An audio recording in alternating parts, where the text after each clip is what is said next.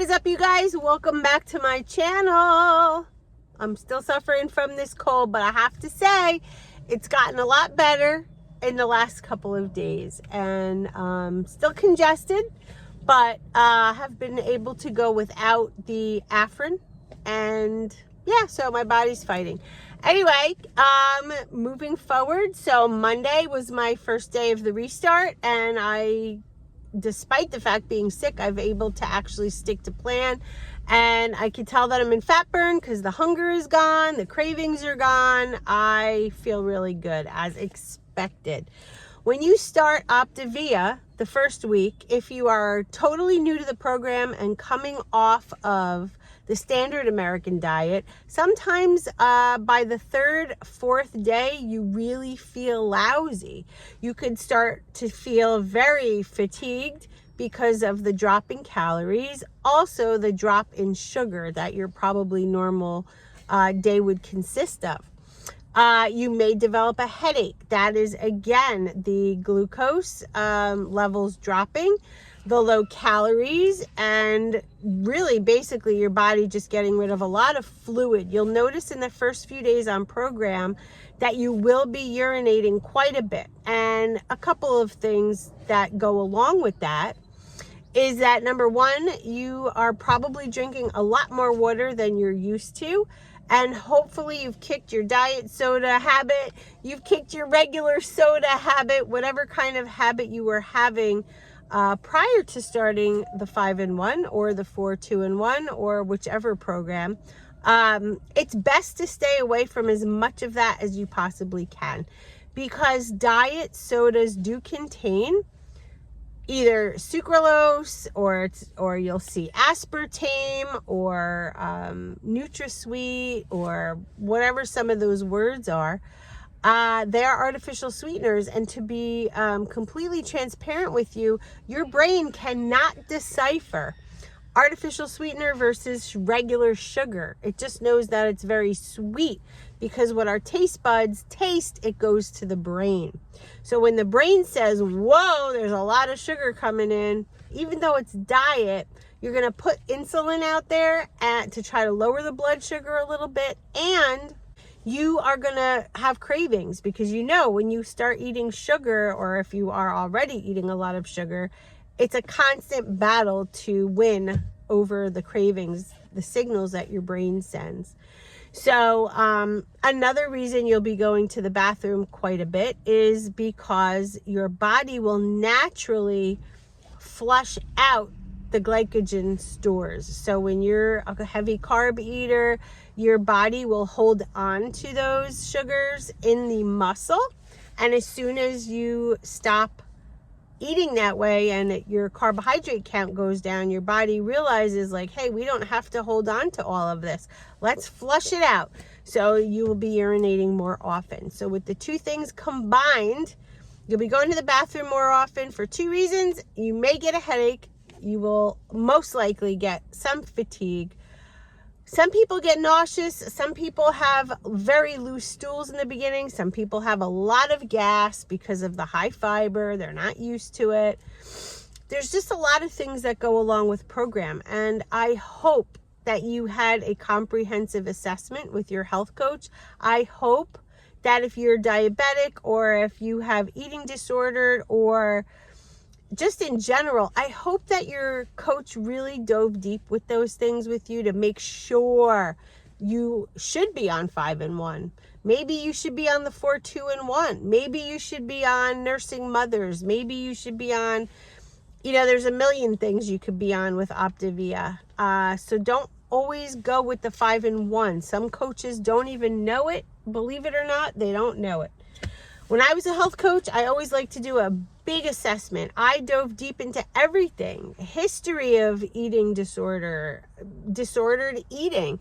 What were you like as a kid? Were you soothed with food? Was food your comfort? Are you eating because you're bored? Is it a recent weight gain?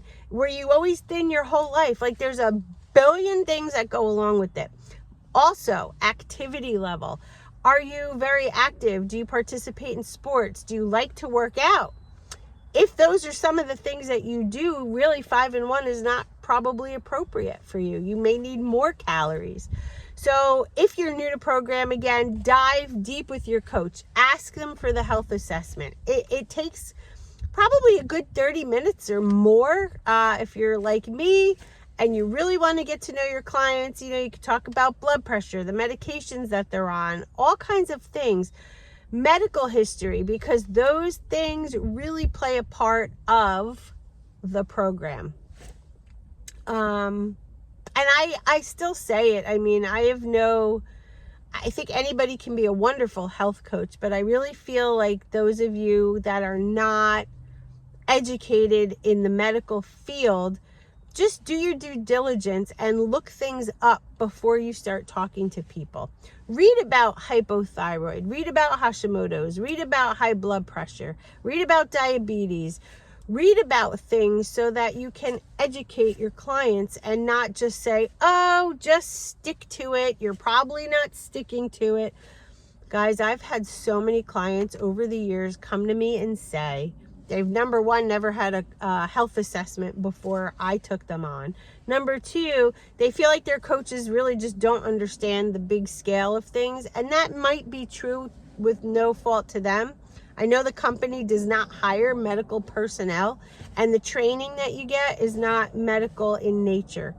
So that's why I say look things up. If you get a client that says to you, I have spinal stenosis, so I don't exercise, I have high blood pressure, I can't have a lot of salt, I have high cholesterol, but I like to work out, and all these other things, read about those conditions so you can hopefully guide your client the right way. And if you still don't understand it, try to reach out to someone that you know, ask me a question, what have you, because your client's experience and journey is so vulnerable. Even those that are accustomed to the program, like myself, I feel like I'm vulnerable right now.